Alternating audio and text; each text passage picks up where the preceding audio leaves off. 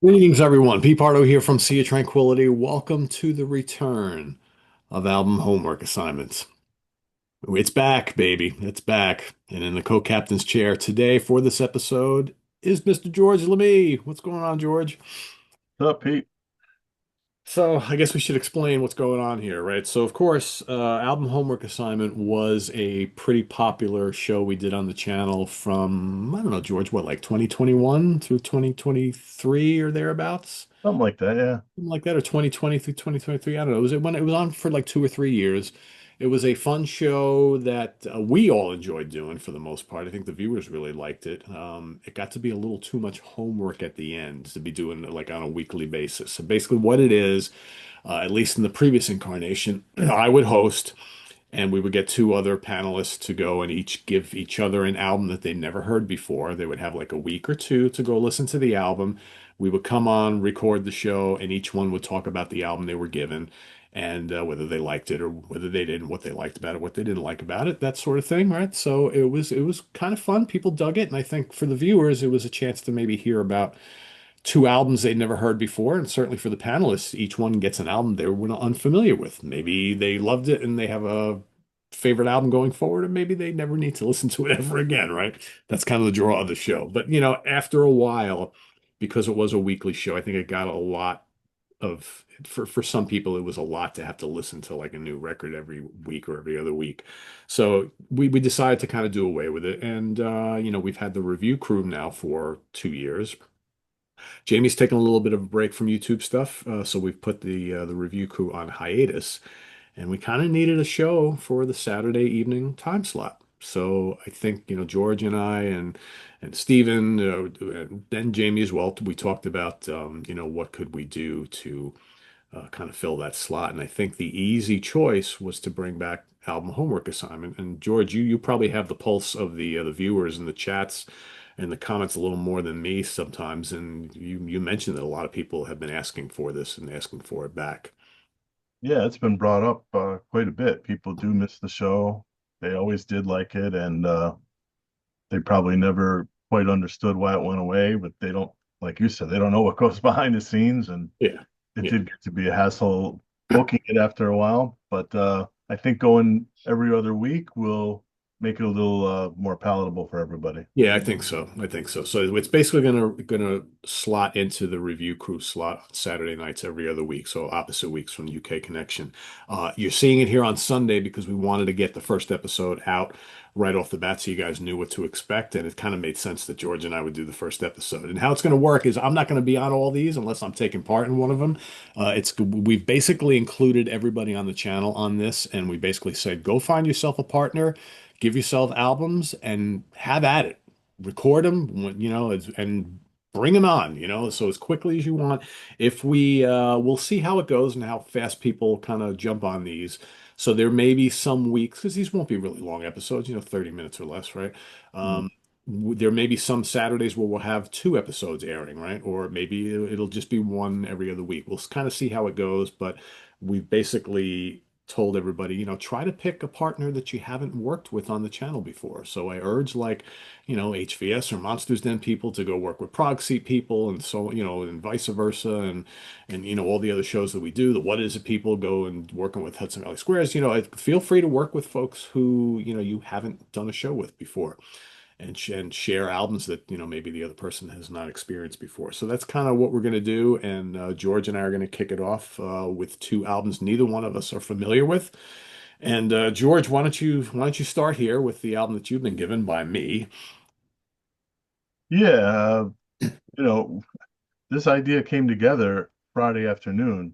So for us to be recording it Sunday morning, we wanted a fairly short album, more digestible stuff.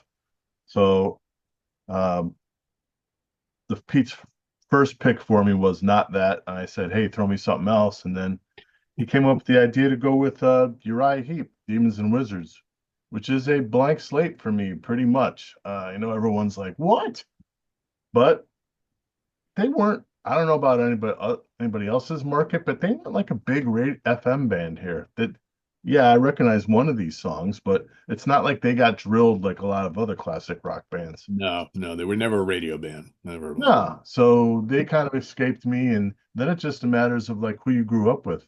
I didn't know a Uriah Heep fan until I was maybe in my 30s or 40s. I met one of the singers in my bands was a big Uriah Heep guy, but so I hadn't really dug in, and I'm frustratingly reticent to just take people's recommendations sometimes, and no one was recommending them. So this is it for me right here. Yeah, yeah. So um, first things first, love the album cover, of course. Roger Dean. Yep. Roger Dean, and that's one of his best ones, maybe, huh? I would say. Um, Demons and Wizards, 1972. I see these guys get listed as prog rock a lot. I'm not hearing a prog band here. I'm hearing a hard rock band, which is cool. Kicks off with the Wizard, kind of an acoustic opening, not unlike the Zeppelin stuff of the time for me. It's a pretty solid track. I like it. Then goes into Traveler in Time. This is my favorite song. Cool main riff on this one. The happening bass lines too. Gary Thane. Gary Thane is great. Was Yeah, great. that's good. Yeah, he's really good. Yeah. Then it goes to Easy Living'. This is the one tune I recognize a little bit from the radio days. I like the insistency of the tempo. It's kind of a driver. And I like the change in the middle too. The change up when they change the riff and then he does the falsetto thing. That part is really cool. And we got more riffy bass playing on this. Yeah. I'm all about that. So uh, I don't hear this guy's name a lot, but he's a good player, good tone too. Then you got Poet's Justice. This is a solid track. Um, I like the fat guitar harmony that comes in midway through. That part is cool. Next up is Circle of Hands. This one is a little colorless for me. I'm not a super power ballad guy. It's got a little ballad feel, although it kind of develops a little bit later too. It's not a straight up typical power ballad, but it's the one track that I have a little trouble with on here. Probably just need to sit with it more. That's kind of it feels like a track you just need to sit with. Yeah, it's okay. It's not one of my favorites either, but I like it. Yeah. Rainbow Demon up next. This one's got kind of a plotting, moody vibe. I was getting like a American Indian kind of feel to the riff. It's kind of like a da da da kind of thing. That was kind of a there was a lot of American Indian culture back then with the Billy Jack and all that stuff. I don't know. I was feeling that. Um, It's definitely a favorite amongst hardcore Heat fans. I mean, it's slow and heavy and doomy and yeah, yeah, it's like, it's my favorite song on the album. oh, cool. I absolutely love it. Yeah. All My Life is up next. This is another short and snappy track. I like the riff on this one. There's almost like a swampy southern kind of twinge to it, A little bit. which they're making work a lot. It's a cool cut. Then you got Paradise, which is an acoustic track, a little ballady, but not entirely. It's got more of a mystical feel, kind of dirge-like too. I noticed that when I went to grab a download of this, some of the versions of it had the two last tracks put together, Yeah, and they then do that online a lot. Yeah. some didn't. Yeah. To me, they don't go together at all. So I don't know why No, it's they they've do that. yeah, I've always seen it that way. Paradise slash the spell, but really they're two separate tracks. Yeah. Yeah. Uh, yeah, but I like Paradise, and that one is kind of a riser for me. I probably had three spins on this in the last 2 days, and that one's gotten better each time. So the final track is the spell. This has like an epic vibe um, in the middle, especially, and then it's wrapped by like a boogie like intro and outro. Uh, the juxtaposition of those two feels kind of works for me, which I wouldn't have guessed, but I kind of like it. I do like the middle part more because I'm not a huge boogie guy, but the middle part is really cool. Again, a little bit of like a mystical feel. So overall, I'm enjoying this more than I had expected to. I didn't know what to expect really, but I am enjoying this. The other thing too, I see them linked with Deep Purple all the time. I don't get Deep Purple when I listen to this. I don't know. Other than the fact that it's like dominated by guitar and organ, the bands don't sound alike at all. Yeah, It's really the only tie-in between them because yeah, I I mention them a lot together, but it's only because of those two things. Because really, like the vocalist, like David Byron, doesn't sound anything like Ian Gillan. Uh, Deep Purple is way more blues based than these guys are. Deep yeah. Purple doesn't really do the boogie thing like these guys do. Deep Purple doesn't do the folky thing like these guys do, and Deep Purple doesn't really do the psychedelic thing like these guys do. They're both heavy, but in a different way. And they both have kind of like slight prog elements, but yeah, they don't really sound alike other than dominated by Hammond organ and guitar. Yeah, the only Weird, time isn't it? Yeah. I felt it a couple times, and it was mostly in the Hammond moments, the growly Hammond moments. I'm like, okay, I hear it a little bit there. Um, but yeah, I didn't quite get that. Um, I so think yeah, too, also like, Blackmore really dominates the music of Deep Purple, whereas I don't think Mick Box dominates in quite that same fashion. Like mm-mm. Mick Box is not as kind of like flashy a guy as Blackmore, I don't think. And the way he riffs is a little bit different. I don't know. The two bands work very differently from each other, even though you have the two instruments that really dominate the music. They don't sound all that alike at all. Probably just get lumped because same era, same vague style, hard rock, like you said, the Hammond thing. But yeah, overall, I like this. Um, I'm not sure. I'm sure you'll be able to guide me as if there's any ones that are maybe more specifically for me, but I'd be willing to try more of this band, that's for sure. I mean, when I decided I was going to give you Uriah Heep, I kind of was at a loss about which one to pick. I went with their most popular album and their biggest selling album, but I was like, do I give him Look at Yourself? Do I give you, Salisbury is very cool because it's got the big long epic title track, which has some kind of cool like fusion-y moments, and so yeah, I will recommend some others to you because it sounds like you kind of dug this, and which I'm pleasantly surprised at. So Yeah, I kind of am too. Like I told my buddy that I was doing it. He's like, "Oh, you're not gonna like that." But I don't know. I can't say I love it, but it is getting better each spin, so that's a good sign. okay, well, that's good. That's good.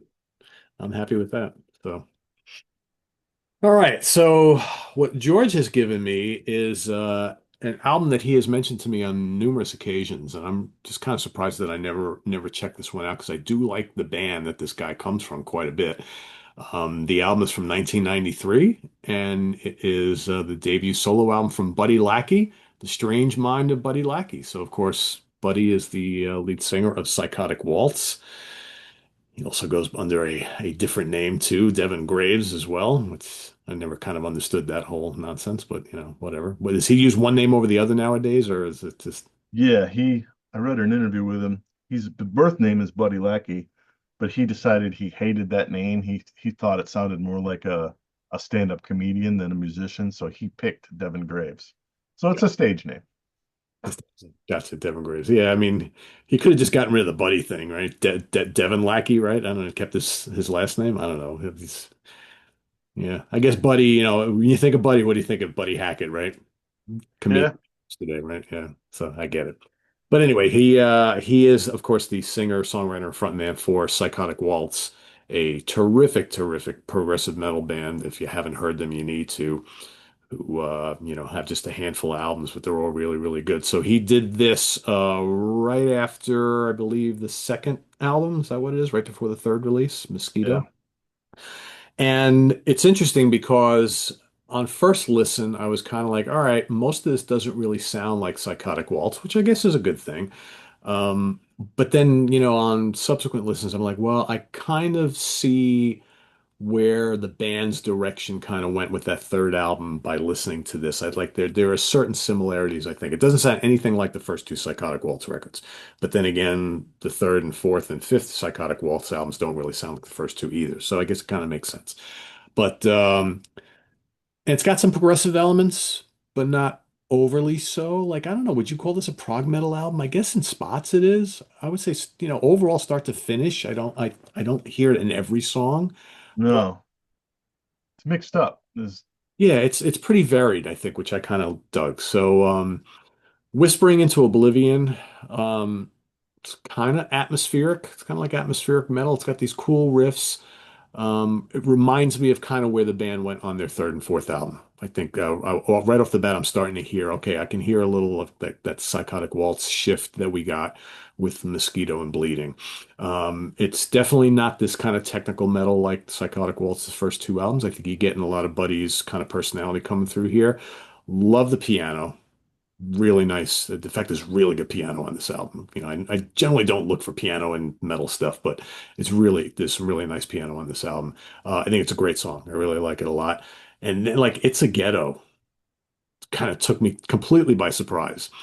I'm kind of like, what is this kind of like funk metal stuff going on here? I'm kind of like, it's kind of sounds like Faith No More. It sounds like Extreme. And then he starts throwing in these like vocal things that reminds me of like Born Again era Black Sabbath. And I'm thinking, well, they did do that cover of Disturbing the Priest. And I'm like, that's where it's coming from for me. So it's really good. I didn't expect it at all. It's like a really cool. I love the riffing. It's just got this cool, funky riff and the cool guitar licks in it. And his vocals are a lot of fun. I really dug this song. At first I was kind of like, what the fuck is this? But that's really good. Sing decent enough rocker. Doesn't move me as much as some of the other songs on the album. I like the guitar riff. Um, he seems to be crooning a little bit too much on this track for my taste, but it's okay. It's not terrible.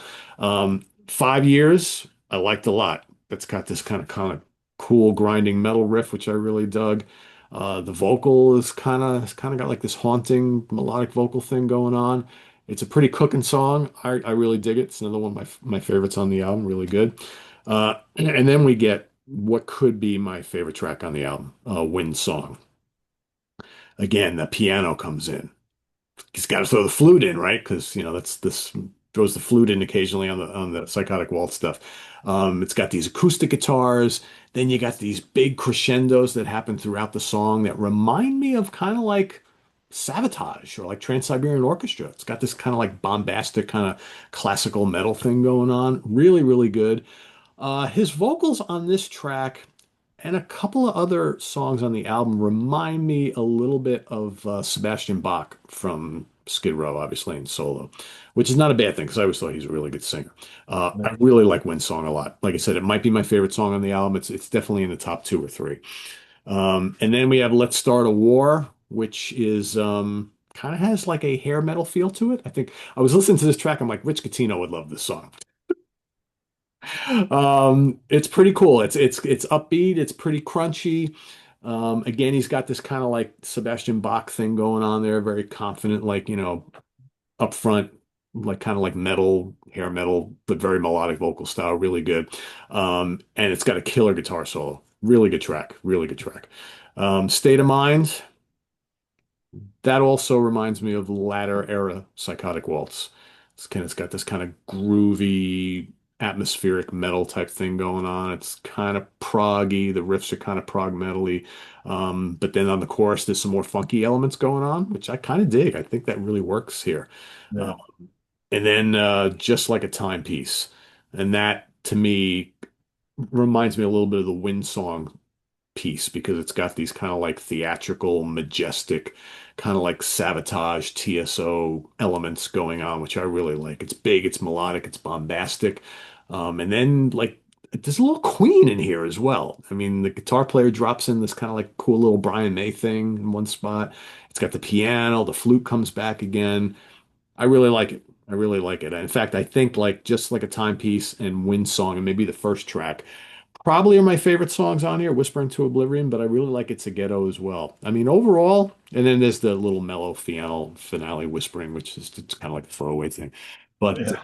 I really dug this. I didn't really know what to expect. I figured it probably wasn't going to sound a ton like Psychotic Waltz because I don't really see a lot of chatter on this album when people are talking Psychotic Waltz, but maybe they should be. I don't know. It seems like this kind of album has got forgotten a little bit. And I don't even know who plays on this. Anybody notable? They are from a band that opened for Psychotic Waltz on the Everflow tour called Life Artist, a German band. I've never heard them, Yeah, I did but nothing. definitely the guitar players are good, man. The solo in the kickoff track is killer. Yeah. Yeah, there's a lot of really good playing on here. It's very competent. His vocals are really good. He's doing some different things on here. Like I said, there's really only one track that doesn't really do a lot for me. The rest of it's really good. And like I said, like three or four of them are really excellent songs.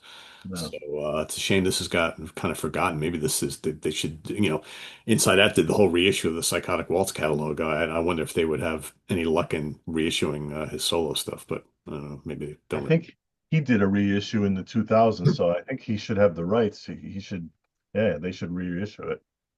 Maybe throw a couple more tracks on there or something. Yeah. Because So it's a short album. It's 40 minutes, 42 minutes, something like yeah, that. it flows pretty well.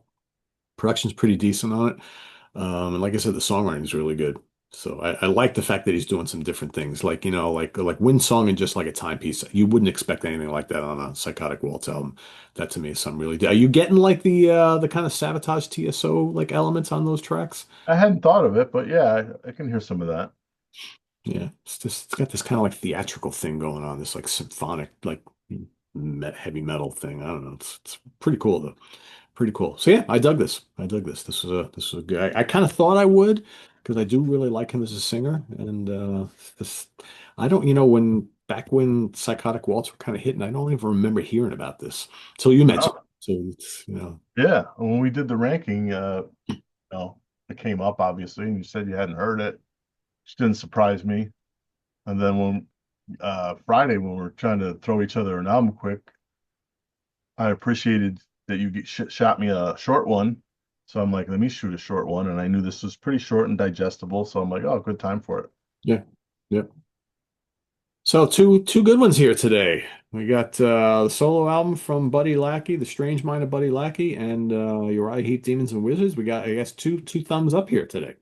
So that's a good start to the series once again. I can't guarantee we'll have this every episode, right? But I don't think it's anybody wants it every episode. no, well, yeah, I was thinking about it. It's like, some people want to see, people get albums that they absolutely hate and torch the albums. But I think, like for me personally, I always get gratification if I turn someone onto an album that they wind up enjoying and maybe even, like going forward. It's like, because I think we got to a point in some of the homework assignment shows in the past where it's like, we were getting albums we ultimately hated and never needed to listen to again. And I know that's fun viewing for the viewers, but I mean, I like to get albums that I'm going to want to listen to going forward, right? It's not going to happen every single time, but It's too good to have a mix. So, people liking it, and then every now and then somebody trashing something. yeah, exactly.